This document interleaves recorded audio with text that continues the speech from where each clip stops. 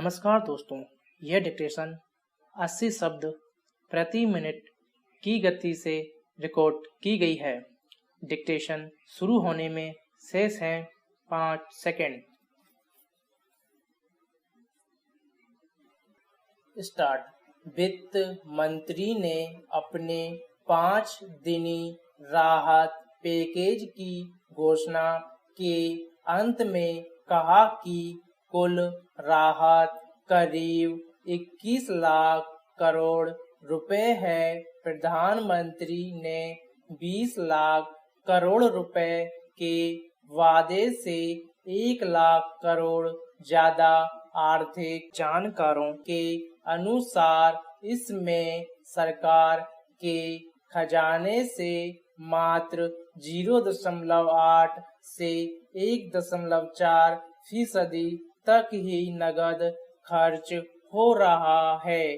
बाकी कर्ज और वादों के रूप में है, लेकिन इसके लिए सरकार की निंदा नहीं हो सकती कि संकट से निपटने के लिए आर्थिक मदद किस तरीके से दी गई, बशर्ते बैंक ऋण देने में आनाकानी न करे और सरकार वादे पर कालांतर में खरी उतरे।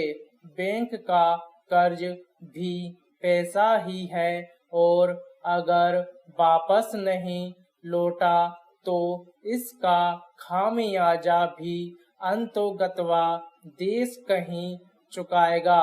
लेकिन जब एक प्रधानमंत्री ऐलान करता है कि सरकार का राहत पैकेज जीडीपी का अमुक प्रतिशत होगा, तो यह उम्मीद बनती है कि कर्ज सरकारी खजाने से जाएगा और इसका राजनीतिक लाभ भी सत्ता पक्ष को उस समय मिलता है। फिर अगर वह पूरा न हुआ तो सरकार के मुखिया की विश्वसनीयता घटती है।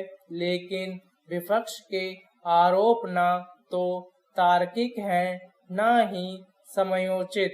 करीब 25 ट्रिलियन डॉलर की अर्थव्यवस्था वाले अमेरिका में जीडीपी का कितना कोरोना महामारी के संकट से उबरने के लिए दिया गया, इसकी तुलना भारत में दी गई नगद मदद से करना एक कुतर्क है। साथ ही लॉकडाउन के पहले दिन से ही विपक्ष गरीबों को राशन और पैसे की मांग करता रहा है।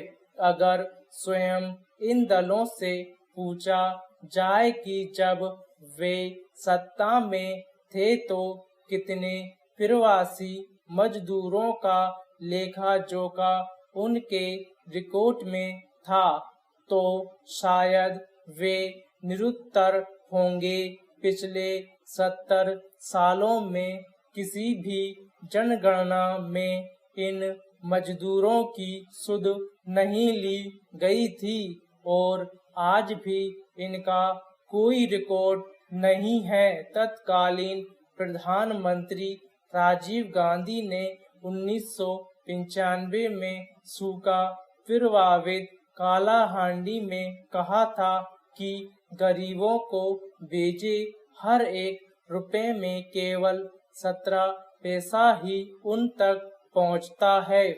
आज कम से कम यह संकट नहीं है, क्योंकि 80% गरीबों के पास जनधन खाता है और पैसा खाते में जाता है। प्रजातंत्र में विपक्ष की भूमिका सरकार के प्रयासों के विश्लेषण और जरूरत पड़ने पर आलोचना की है और ऐसे में अगर विपक्ष के नेता प्रवासी मजदूरों के पक्ष में खड़े देखते हैं तो यह उनकी अपेक्षित भूमिका के अनुकूल है। स्टॉप।